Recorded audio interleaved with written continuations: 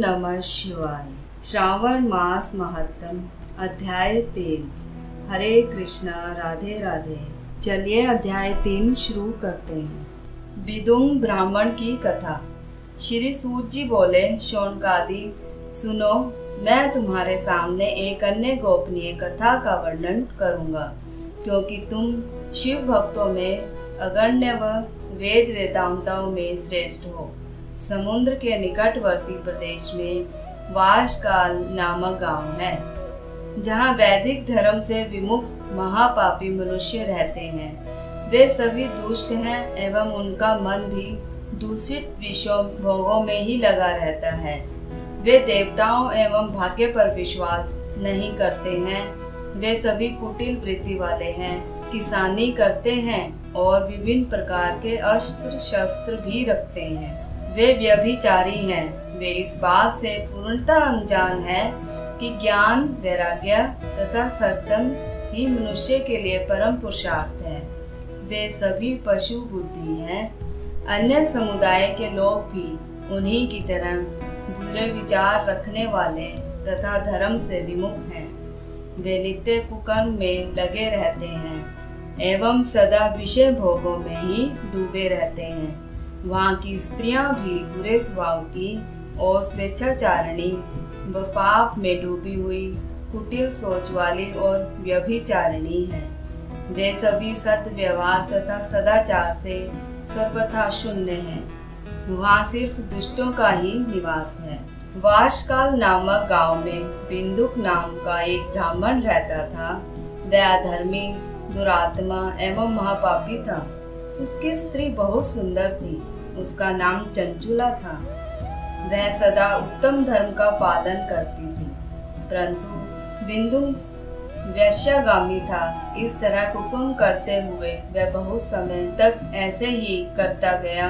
उसकी स्त्री काम से पीड़ित होने पर भी सर्वधर्म नाश के भय से कलेश सहकर भी काफी समय तक धर्म भ्रष्ट नहीं हुई, परंतु आगे चलकर वह भी अपने दुराचारी पति के आचरण से प्रभावित होकर दुराचारिणी और अपने धर्म से विमुख हो गई। इस तरह दुराचार में डूबे हुए उन पति पत्नी का बहुत सा समय व्यर्थ बीत गया। वैश्यागामी दूषित बुद्धि वाला वह दुष्ट ब्राह्मण बिंदु समयानुसार मृत्यु को प्राप्त हो गया, नरक में चला गया। बहुत दिनों तक नरक के दुखों को भोगकर वह मूढ़ बुद्धि पापी विंध्य पर्वत पर भयंकर पिशाच हुआ। इधर उस दुराचारी बिंदु के मर जाने पर चंचुला नामक स्त्री बहुत समय तक पुत्रों के साथ अपने घर में रहती रही। पति की मृत्यु के बाद भी वह अपने धर्म से गिरकर पर पुरुषों का संग करने लगी थी। सतियां विपत्ति में भी अपने धर्म का पालन करना नहीं छोड़ती। यही तो तप है। तप कठिन तो होता है, लेकिन इसका फल बहुत मीठा होता है।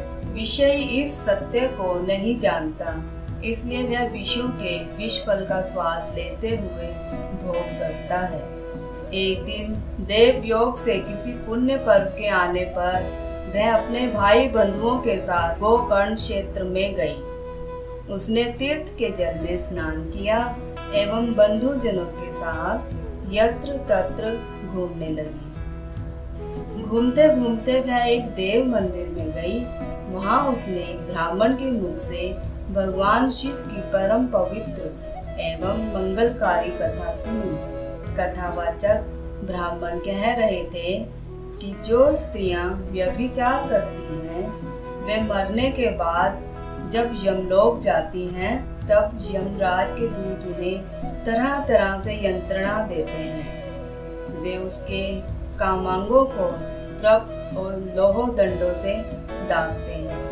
तप्त लोह के पुरुष से उसका संसर्ग कराते हैं। ये सारे दंड इतने वेदना देने वाले होते हैं कि जीव पुकार पुकार कर कहता है कि अब वह ऐसा नहीं करेगा, लेकिन यमदूत उसे नहीं छोड़ते। कर्मों का फल तो सभी को भोगना ही पड़ता है। देव, ऋषि, मनुष्य सभी इसी से बंधे हुए हैं। ब्राह्मण के मुख से यह वैराग्य बढ़ाने वाली कथा सुनकर चंचुला भय से व्याकुल हो गई। कथा समाप्त होने पर सभी लोग वहां से चले गए।